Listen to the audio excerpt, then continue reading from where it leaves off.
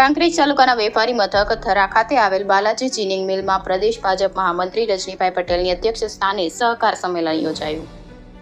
પાટણ લોકસભા બેઠકના મત વિસ્તાર કાંકરેજ 15 વિધાનસભાના થરા ખાતે સહકારી સંમેલન યોજવામાં આવ્યું હતું અને હવે ભાજપ દ્વારા ડેમેજ કંટ્રોલ કરવામાં મોટી સફળતા મેળવી છે। ત્યારે કાંકરેજ તાલુકાના વેપારી મથક થરા માર્કેટ યાર્ડના ચેરમેન અને સહકાર વિભાગના ભીષ્મ પિતામહ તરીકે ઓળખાતા અણદાભાઈ પટેલની અથાગ મહેનત કરીને ડેમેજ કંટ્રોલ કરવા માટે કાંકરેજ તાલુકાના તમામ સહકારી મંડળીઓના ચેરમેન અને મંત્રી અને વર્તમાન અને પૂર્વ સરપંચ સહિત 18 આલમના સમાજના આગેવાનો સાથે બેઠક કરીને મહાસંમેલન યોજાયું હતું, જેમાં કાંકરેજ તાલુકા જાગીરદાર રાજપૂત સમાજના અગ્રણીઓ, યુવાનો, વડીલો સહિત ભારતીય જનતા પાર્ટીના નેતાઓ ઉપસ્થિત રહ્યા હતા, જેમાં ખાસ કરીને ભારતસિંહ ભટ્ટેસરિયાએ પાટણ લોકસભા બેઠકના ભાજપના ઉમેદવાર ભરતસિંહ ડાભીએ 7 લાખ મતોની લીડથી જીતવાની આશા વ્યક્ત કરી હતી અને પ્રદેશ ભાજપ મહામંત્રી રજનીભાઈ પટેલે કાંકરેજ તાલુકામાંથી વધુ લીડ મળે અને ત્રીજી વખત ભારતના વડાપ્રધાન નરેન્દ્ર મોદી બનવા જઈ રહ્યા છે તેમાં સહભાગી બની 100% મતદાન કરવા જણાવ્યું હતું। રિપોર્ટર ભગવાન રાય, ગોર, કાંકરેજ। સનાતનનું રક્ષણ અને એને આગળ વધારવાનું કામ અગર કોઈ કરી રહ્યું હોય તો ભારતીય જનતા પાર્ટીની સરકાર કરી રહી છે અને આ પ્રકારનું કામ ચાલતું હોય ત્યારે એવા સમયે ત્રીજી વખત દેશના વડાપ્રધાન બનાવવા માટે માનનીય નરેન્દ્રભાઈને દેશના ત્રીજી વખતના વડાપ્રધાન બનાવવા માટેની તક, મોકો આપણને બધાને મળ્યો છે। આ તકને, આ મોકાને પૂરું કરવા માટે આપણે બધાએ અહીંથી ભરતસિંહ ડાભીને કમળના નિશાન ઉપર મત આપી અને એમને ચૂંટીને અહીંયાથી આપણે દિલ્હી મોકલીએ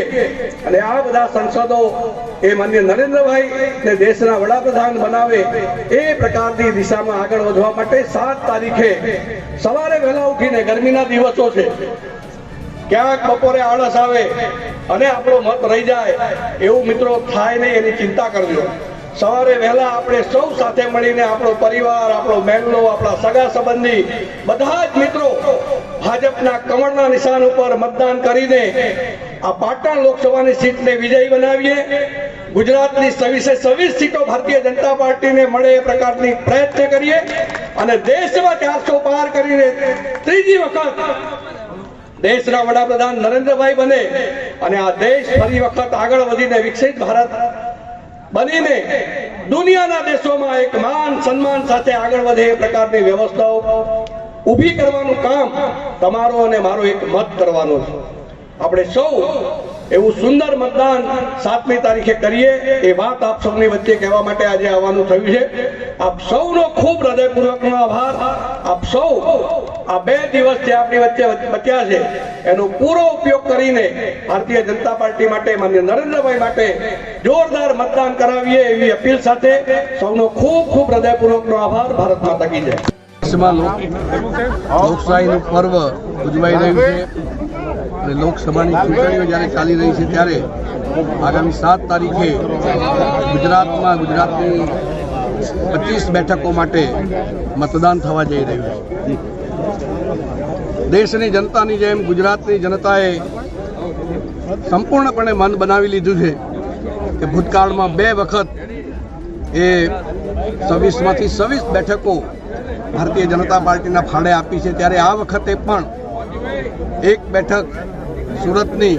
એના સિવાયની 25 બેઠકો જીતીને 26 બેઠકો ભારતીય જનતા પાર્ટીના ફાળે જાય એ પ્રકારનું મન ગુજરાતની જનતાએ સંપૂર્ણપણે બનાવી લીધું છે। અને નરેન્દ્રભાઈ માટે જે પ્રેમ, જે વિશ્વાસ અને એમણે આપેલી ગેરંટી પૂર્ણ થાય એ પ્રકારની દિશામાં જે વિશ્વાસ જનતામાં પ્રસ્થાપિત છે, ખૂબ ઉત્સાહપૂર્વક વાતાવરણમાં 7મી તારીખે ખૂબ મોટી સંખ્યામાં અહીંયા મતદાન થશે અને 26માંથી 26 બેઠકો ભારતીય જનતા પાર્ટી જીતશે।